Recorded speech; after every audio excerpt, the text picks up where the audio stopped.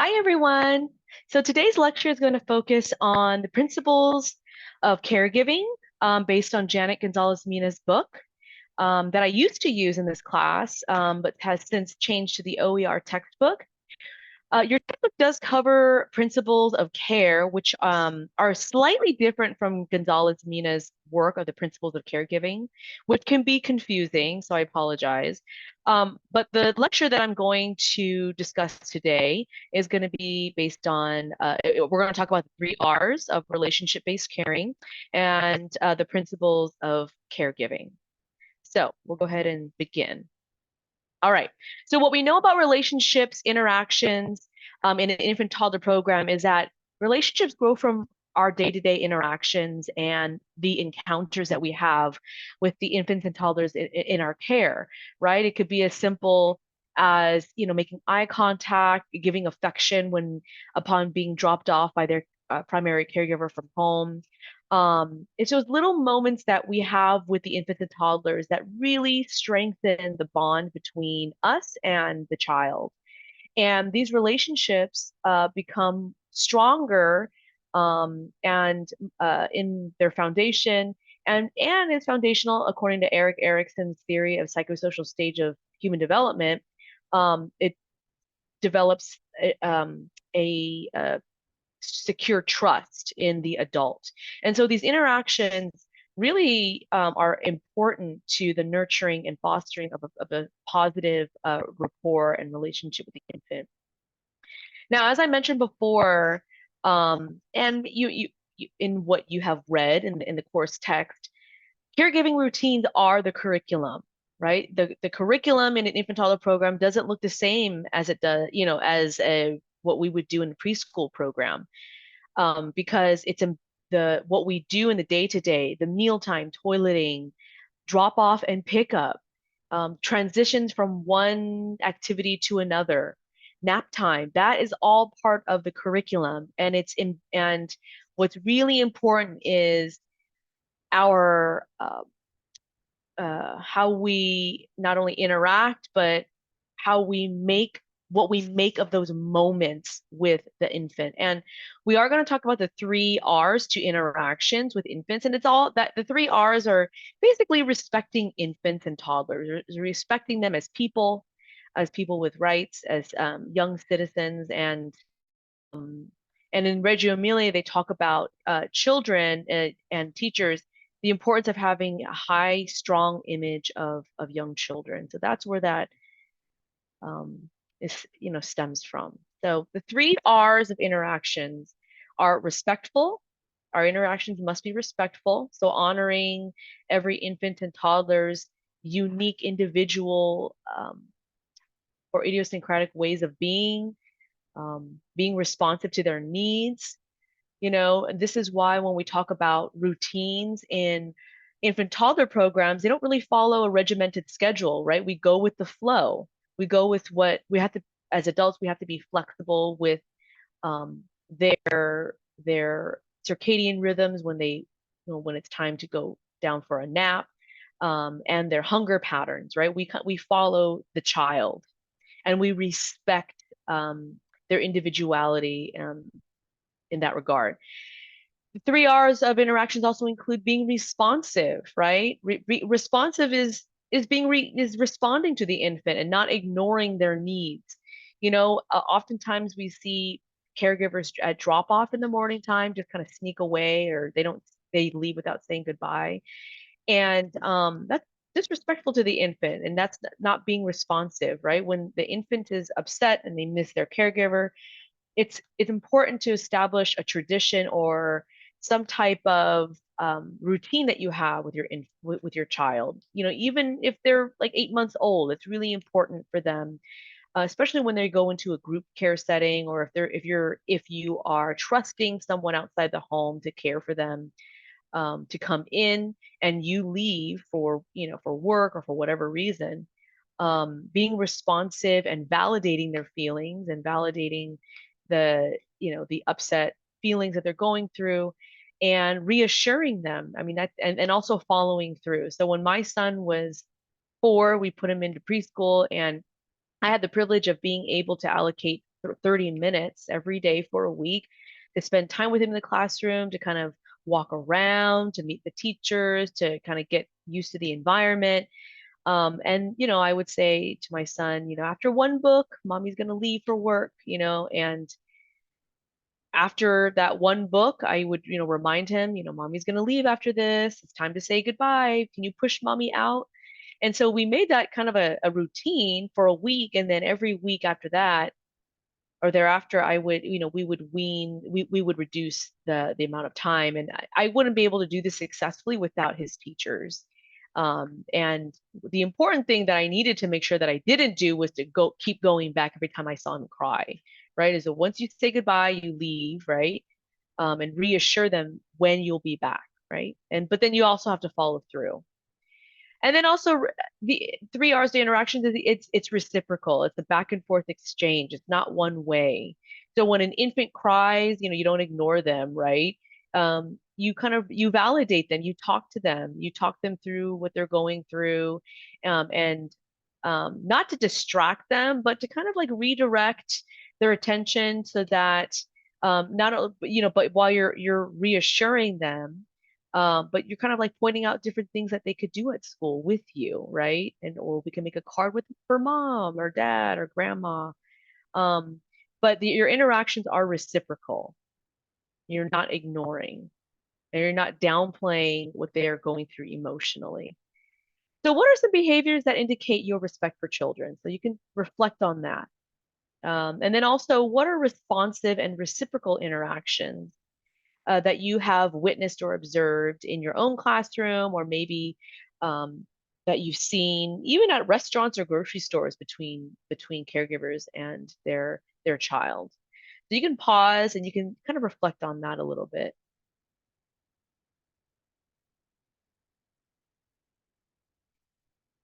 So ways that I've seen, well, I guess what I'll do is I'll just go through the principles first, and then I'll give my examples as we go through the slides. So the 10 principles. So the 10 principles are based on a philosophy of respect, okay? And for many of you, based on your own personal upbringing, because as you know, our own parenting styles, even though we may not have our own children, right? Whether foster, adopted, or biological, we all have our own parenting styles. We develop our own parenting styles early um, on in when we observe caregivers and their children in public, right? We'll sometimes say to ourselves like, "Ooh, I wouldn't do that," or, "Oh, that's a really good way of parenting." And even when we're younger, we think to ourselves like, "Oh, I didn't like the way that my parent did this. I'm going to do this differently when I get older, if I have children." So, we kind of in a preliminary way, we kind of form our own parenting approaches. And then when we become adults, even if we don't have our own children, we might become teachers.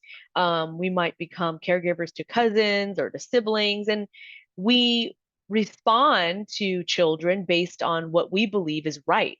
Okay. And so Gonzalez Nina developed this philosophy of respect when interacting with infants and toddlers in our care. So the first principle is that we involve infants and toddlers in things that concern them, right? So what that means is, with toileting, for example, like if we're going to change an infant's diaper, involving infants could mean talking them through what you're about to do, right? Letting them know that you're about to wipe their bottom with a cold wipe to make sure that they're clean, and that you're going to put on a new diaper so that they can crawl around without having to worry about a soiled diaper. So just talking them through what you're about to do. Principle number 2 is invest in quality time. Presence these days is really hard, especially with the temptation of, we have our phones with us when we're in the classroom. But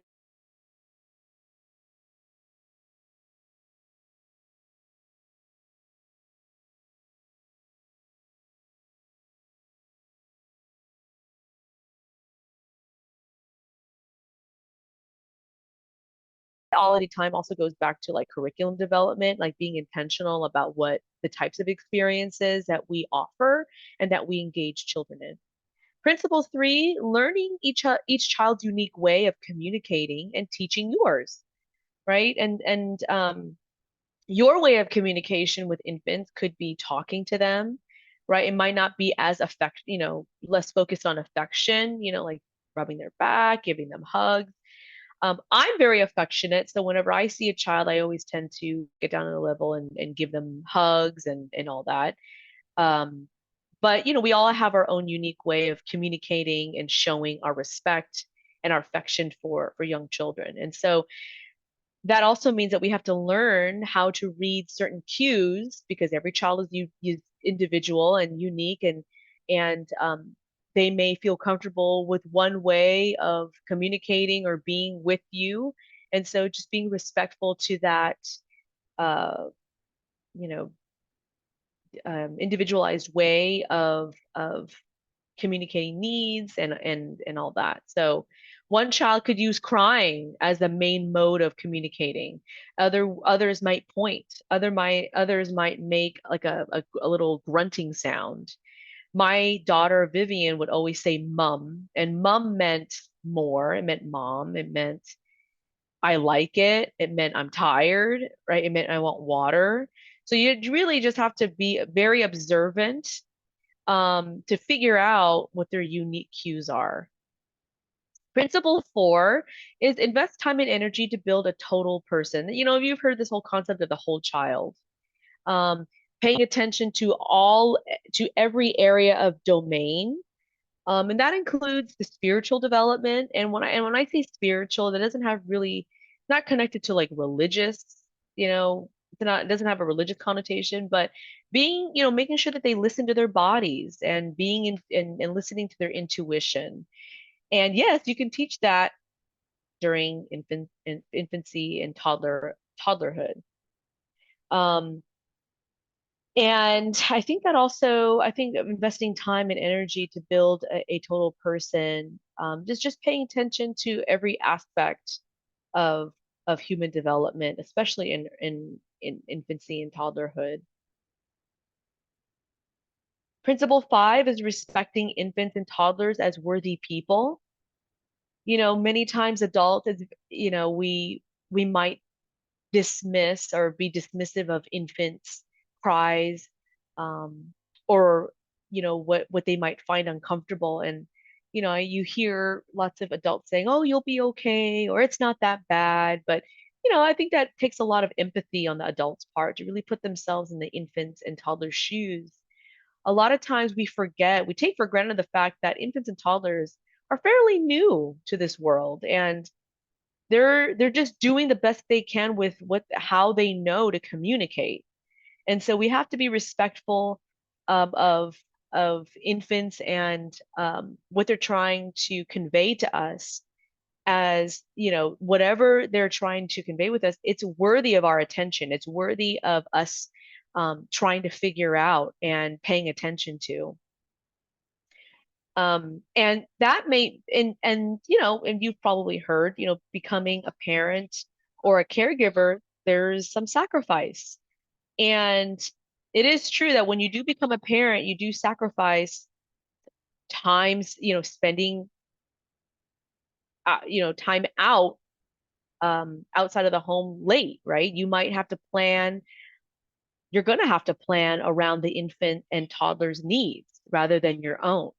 So being mindful of, okay, so what is best for your child, or what is best for the infant and toddler right now? They're obviously feeling overstimulated, overwhelmed. We need to make adjustments in our schedule and our priorities to make sure that we respect the infant by putting their needs first. Principle six, be honest about your feelings, right?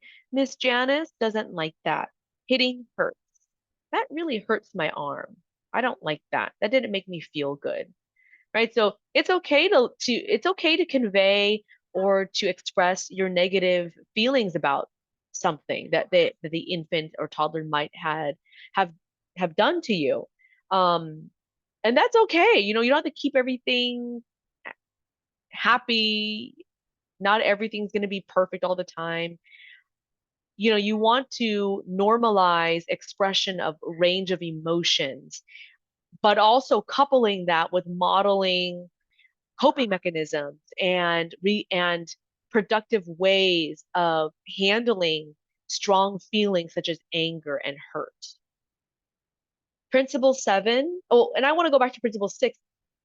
It really teaches the child that not only is it okay to be expressive in range of emotions, but that it's okay to feel that, and that there's appropriate ways of dealing with it, and feeling it and then moving on, right? You don't have to feel upset all day. Sometimes my son will say, he used to say this when he was younger, this is the worst day of my life, and I'm like, well, it's maybe it's a bad moment. It's not a, bad life, but it's a moment that you're having, and you move forward, and you could be happy again, right? Not to downplay what they're going through, but you want to make sure that you impart the fact that feelings, they come and go, right? Principle 7, model the behavior you want to teach. I mean, that's pretty straightforward. Just practice what you preach, right? Principle 8, recognize problems as learning opportunities and encourage the infant and toddler to try to solve problems on their own. I've seen this many times, and I used to do this. Um, it's okay for infants to fall sometimes, right? And I'm not saying to get seriously injured, but making mistakes, failing, getting hurt, that's all part of childhood, and that's how we learn. Um, and I think that this principle is more about the adult letting go of control and not wanting to overprotect, right? We want children to fail, we want them to solve their own problems, and we don't want to intervene so quickly, right? I like to do this thing called broadcasting, where when a child runs into a problem or a dilemma, you kind of want to talk it out, um, and maybe kind of predict what they're thinking. And broadcasting is a really great broadcasting is kind of like narrating what you're observing and kind of asking questions like, oh, I wonder what you're going to do now. It looks like that you're trying to get unstuck. I wonder how you'll get unstuck, rather than like, oh, here, let me just lift you out of this problem so that you don't have to worry about it, right? Principle number 9, build security by teaching trust. I mean, that all goes back to what I was saying in the very beginning about the attachment lecture. Secure attachment is built on trust, right? And following through with what you say you're going to do. I mean, that's really important. Even as adults, that's really important. Children remember, even young toddlers will remember any promises that you've made or broken. So you want to build security by following through with your promises and following through with what you say and being consistent as possible. And if you can't, for some reason, explain why why you can't. I know Miss Janice said that we were going to go outside, but there has been a change of plans. It's raining now, and I didn't bring your mom or your dad or abuela did not pack your rain jacket, and we don't have extra clothes for you. So we can play in the puddle when it stops raining, but not while it's raining. Okay, so that builds trust.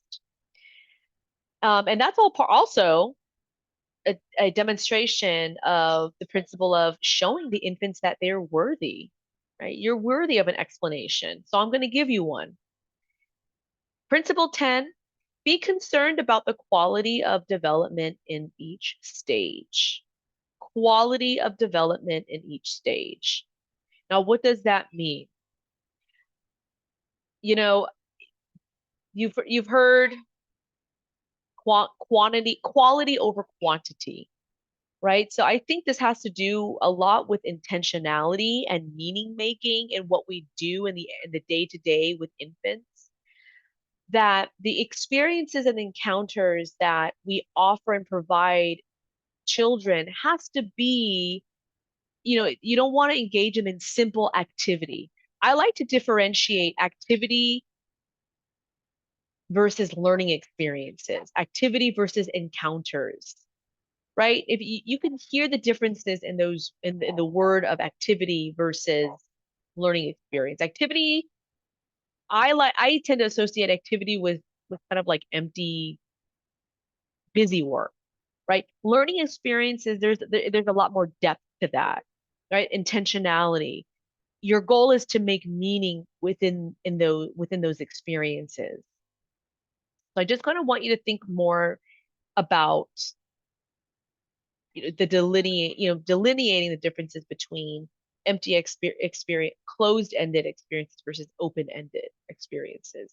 And just being open to wonder and curiosity, not having strict expectations of how an experience should turn out, right? Um, so yeah, it'll be easy to remember these principles once you start putting them into practice. So the more experience you garner, the more these principles will make sense to you, and the more your evolved your understanding will be.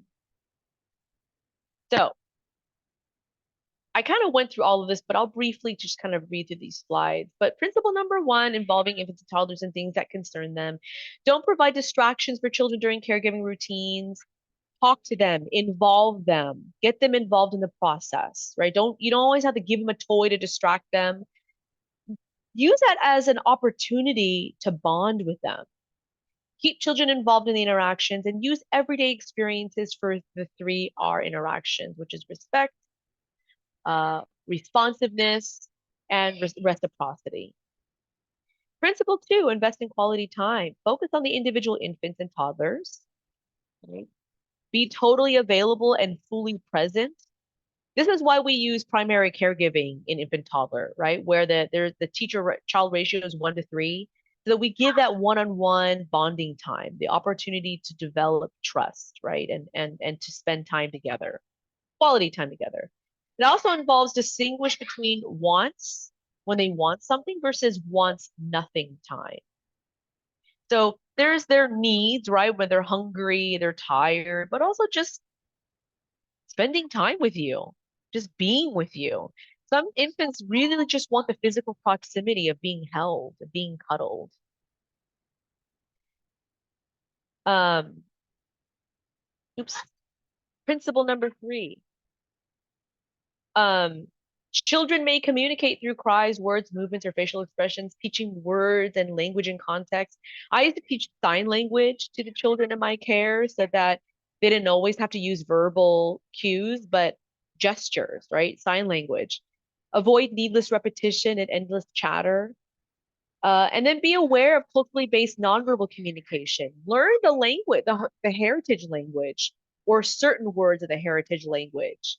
Like I know that when when my daughter started the toddler program, we use the word sui sui, which in Chinese or Cantonese means water. And so that's how she knew how to communicate that she wanted water. And so I taught the teachers, oh, sui sui means water. And so the teacher started saying, do you want sui sui?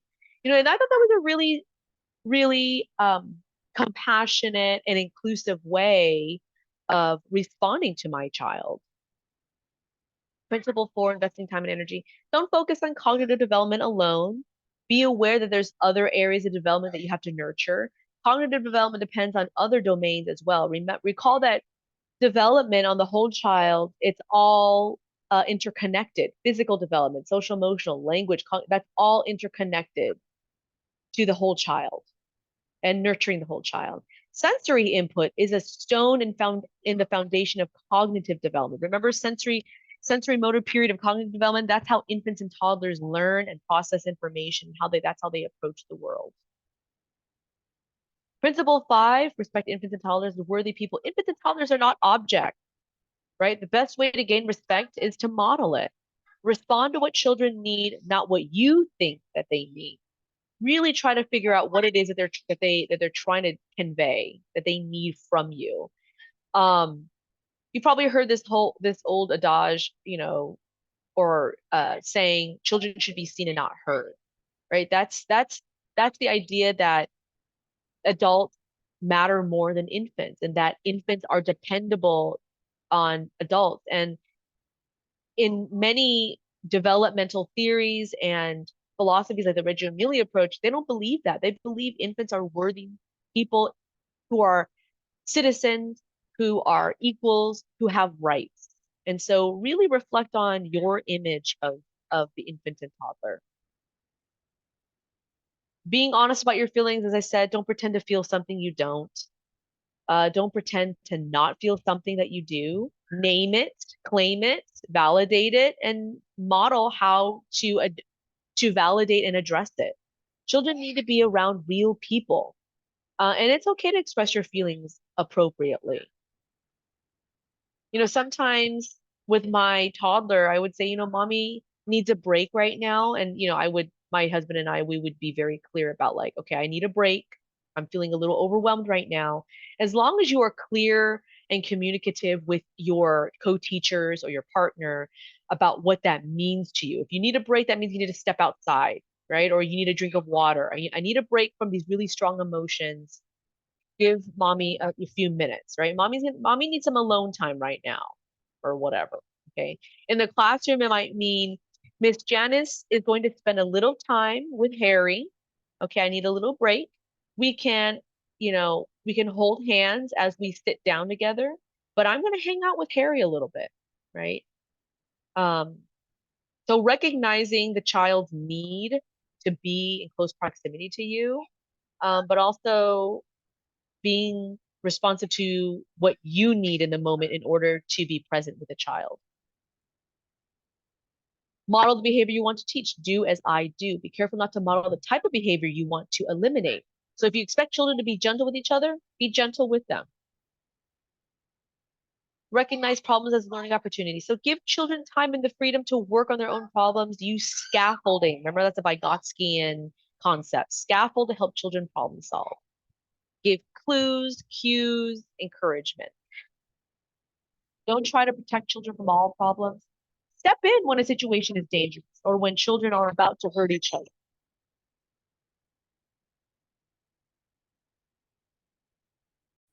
Principle 9, building security by teaching trust. Don't be unreliable or frequently inconsistent, right? You want to make sure you maintain predictability and consistency in when you serve their needs, how, and who, okay? So if you're going to be absent one day, make sure you let the primary caregiver know. Um, so, make sure that you say, hey, I'm going to be absent on this day, or next week I'm going vacation. I just want to let you know that Miss Brittany is going to take over, right? And assure the family that that the new teacher has played with their child, that the child knows them, and just get the child used to being with other teachers. Respond to the child's needs in a reasonable amount of time. Okay. And then building the children's trust doesn't necessarily mean making them happy all the time. And the last one, children develop at different rates. Instead of focusing on how fast the child develops, focus on the quality of development at each stage. You know, I used to have a parent who would say, like, Miss Janice, my child's 2, and then she would compare her child with another child. I'm like, don't compare. You don't want parents to compare their child to another child just because they are developing faster in a certain area. You want to reassure them they're typically developing, if they are, right? And say, Maricela is very thoughtful in what she does. She's very cautious, but that's just her nature. That's her temperament, and that's okay. We want children to be thoughtful and intentional. We don't want them to rush through things, and that's how Maricela does things, right? And every child is unique in that way. And, you know, that's a good indicator to me that Maricela is very thoughtful, right? She doesn't want to just do something because everyone else is doing something. She wants to make sure that she's comfortable first and that she's listening to her intuition. And that's part of spiritual development, right? And also appreciate each stage of development as an opportunity for children to practice what they can do instead of pushing children to do what they can't. Also keep in mind developmentally appropriate practice. What and um, As a reminder, it's practice based on research and child development theory and principles, and it's practice that relates to typical development, right? Individually appropriate practice is practice which relates to all kinds of differences, and it's a teaching practice that meets the needs of each and every child in your care. Culturally appropriate practice is practice that addresses differences related to a child's cultural background. So think about how many cultures are represented in your classroom, right? And the important thing is that you don't look at culture through a deficit lens, right? Culture is rich, it is an asset. And we, as caregivers to infants and toddlers, of people who come from different walks of life, different backgrounds, we have to embrace it. There's not, you're taking these classes and you're learning about general infant toddler care and education and infant toddler development, but it's a very westernized, biased view. How people do things in one culture it might be very different from what you're learning in these classes and maybe what you were brought up to view as ideal or developmentally appropriate. But you have to be mindful of the fact that there's no one right way to do things. What you're learning in this class is what we found in research to be developmentally appropriate. I put that in air quotations because developmentally appropriate is um, it is based on research, but what is developmentally appropriate in one culture might not be true for another culture. So you just have to be mindful of the different ways of doing things, not shaming caregivers, not looking at it through a deficit lens. Okay. The deficit lens is saying, well, they lack this, or this parent's not doing this, or this is wrong, right? Take that out of your way of being. I want you to kind of like view it through the lens of an asset. Yes, this family does things differently than I do about, with respecting, I view, you know, infant toddler caregiving differently, and my definition of responsivity is different from this caregiver. Learn about why that is. Why where do they cut, what does responsiveness look like in their culture, right? And find ways to compromise. And, I'm not saying don't live by your convictions, right? Don't live by your what you really authentically philosophically believe in, but also be willing to be flexible and learn from others is what I'm trying to get at. Okay. All right. Well, I hope this was helpful. And email, call, text if you have any questions.